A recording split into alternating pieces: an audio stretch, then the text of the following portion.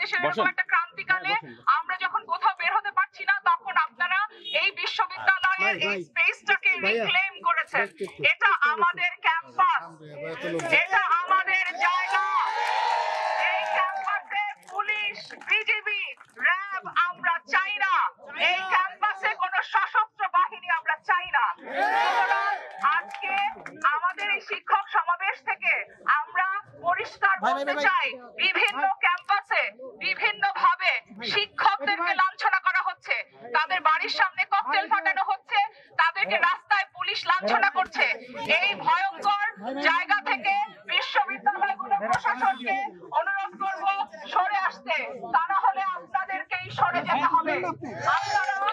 আপনারা যে ন্যাক্কারজনক ভূমিকা পালন করেছেন, সেই ভূমিকার জন্য আপনাদেরকে ক্ষমা চাইতে হবে, আপনাদেরকে সরে যেতে হবে।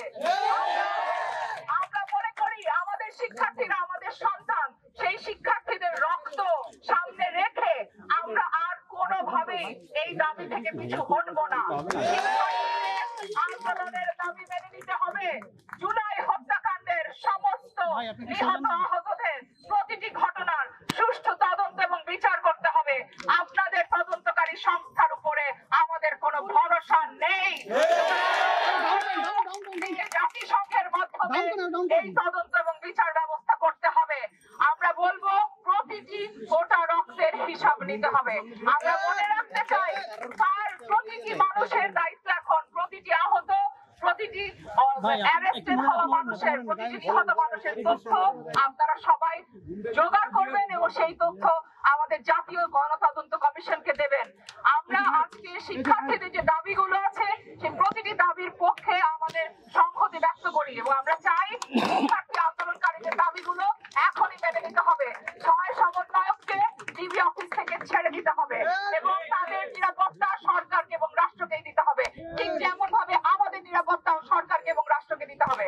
এবং আমাদের আজকে আমরা শিক্ষার্থীদের দাবির সাথে মিলে আমরা আজকে শহীদ মিনারে শহীদদের জন্য আমরা পুষ্পস্তবক অর্পণ করব। আমাদের আর কোনো কথার দরকার নেই। আমরা এই ক্যাম্পাসের রাস্তায় হেঁটে হেঁটে মিছিল করে করে আমাদের ক্যাম্পাস আমরা রিক্লেম করব। এরপরে আমরা হয়তো আর কথা বলবো না, আর কথা বলারও কিছু নাই। এবং এখানে আরো বলে দেওয়া ভালো যে আগামীকালকেও অনেকগুলো কর্মসূচি আছে। তার মধ্যে প্রধান কর্মসূচিটি হচ্ছে বিকাল 3টায় প্রেস ক্লাব থেকে একটি দ্রোহ যাত্রা শহীদ মিনারে আসবে। সর্বস্তরের সম্মিলিত নাগরিকরা, আইনজীবীরা, সংস্কৃতি কর্মীরা, চিকিৎসকরা, শিক্ষকরা সবাই এই দ্রোহ যাত্রায় সামিল হবে। শিক্ষার্থী এবং জনতার দ্রোহ যাত্রা। এখন আর এই আন্দোলন কোটা সংস্কারের আন্দোলন নাই, এখন এটা জুলাই হত্যাকাণ্ডের বিচারের দাবিতে আন্দোলন হয়েছে।